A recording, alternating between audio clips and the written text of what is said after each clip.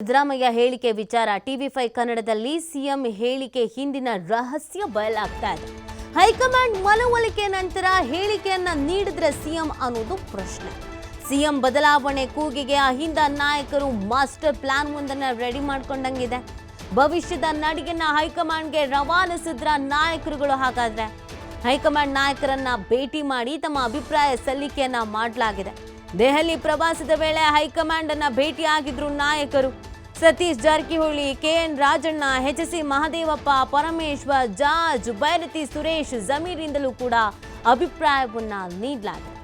ಸಿಎಂನೇನಾದ್ರೂ ಬದಲಾವಣೆ ಮಾಡ್ತಾರೆ ಅಂತಂದ್ರೆ, ಸಿದ್ದರಾಮಯ್ಯನವರನ್ನೇನಾದ್ರೂ ಕೆಳಗಿಳಿಸ್ತಾರೆ ಅಂತ ಅಂದ್ರೆ, ಇಷ್ಟೂ ನಾಯಕರುಗಳು ತಮ್ಮ ಸಮುದಾಯದವರನ್ನ ಸೇರಿಸಿಕೊಂಡು ನಾವು ಕಾಂಗ್ರೆಸ್ನಿಂದ ಅಂತರವನ್ನ ಕಾಯ್ದುಕೊಳ್ತೀವಿ ಅಥವಾ ನಾವೇ ಯಾರಾದ್ರೂ ಒಬ್ರು ಸಿಎಂ ಆಗಬೇಕು, ಈ ಬೇಡಿಕೆಗಳನ್ನ ಇಟ್ಟಂಗೆ ಕಾಣಿಸ್ತಿದೆ, ತಮ್ಮ ಅಭಿಪ್ರಾಯವನ್ನ ತಿಳಿಸ್ದಂಗೆ ಕಾಣ್ತಾ ಇದೆ.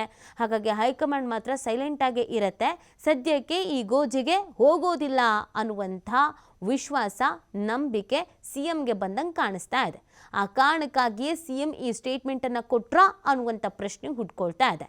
ನೋಡಿ, ಈಗಾಗಲೇ ಕಾಂಗ್ರೆಸ್ನಲ್ಲಿ ಎರಡು ಬಣ ಇದೆ ಅನ್ನೋದು ಜಗಜ್ಜಾಹಿರ ಆಗಿದೆ. ಒಂದು ಸಿಎಂ ಬಣ, ಇನ್ನೊಂದು ಡಿ.ಸಿ.ಎಂ ಬಣ.